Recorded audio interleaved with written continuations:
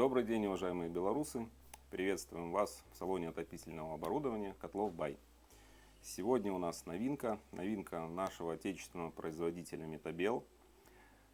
Печь-камин называется Монблан. Такого еще не было, такого размера, такой массы даже. Давайте все по порядку. Значит, горизонтальная печь-камин, стальная, футирована шамотом и вермикулитом. Имеет ширину 1042 миллиметра, то есть метровое стекло.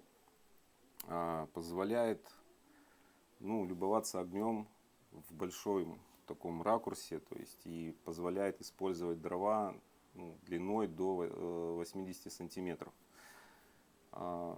Очень хотелось бы посмотреть, вот когда установим, обязательно снимем видео, как это в действии вообще, как это смотрится, как печь регулируется. Так что за нами видео после монтажа. Но пока по новинке. Современный камин.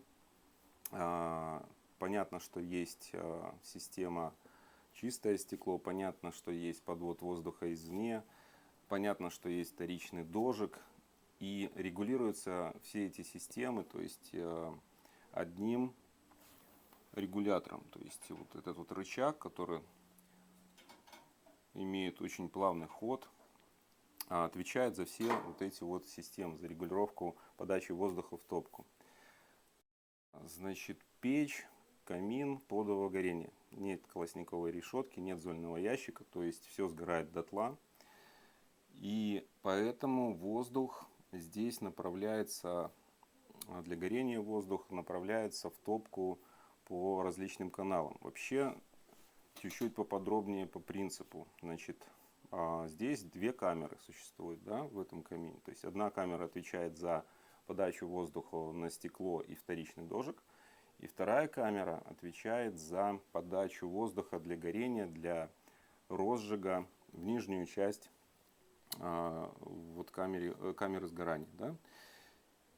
Футирована топка, как я уже говорил, шамотом. Шамот — это нижняя часть, под. И вермикулит по бокам.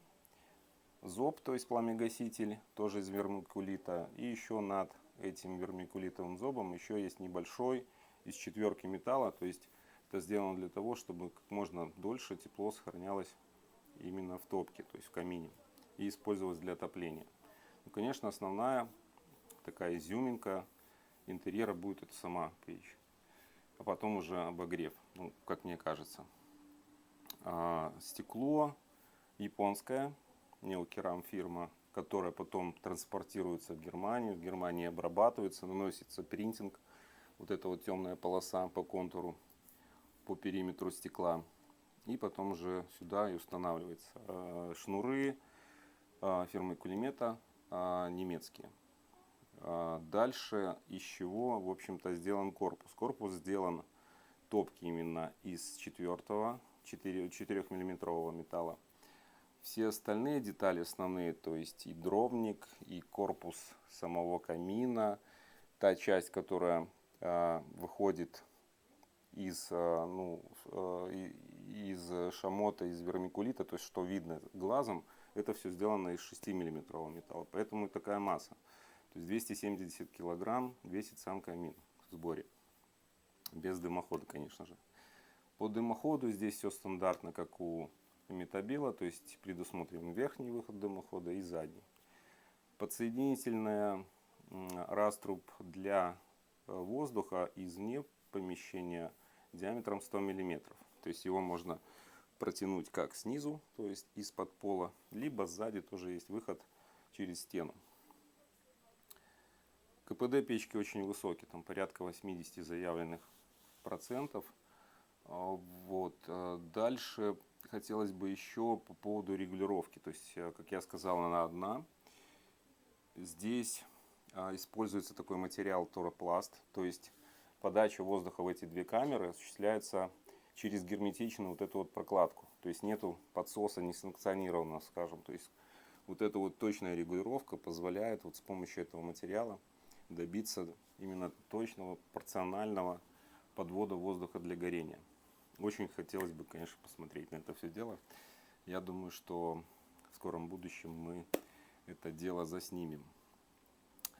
Ведь ручка здесь съемная, вот, то есть чтобы не портить внешний вид камина, то есть никаких лишних деталей здесь не должно быть. Поэтому ручка съемная, соответственно, она не будет нагреваться. То есть вы открываете дверку, убираете ее.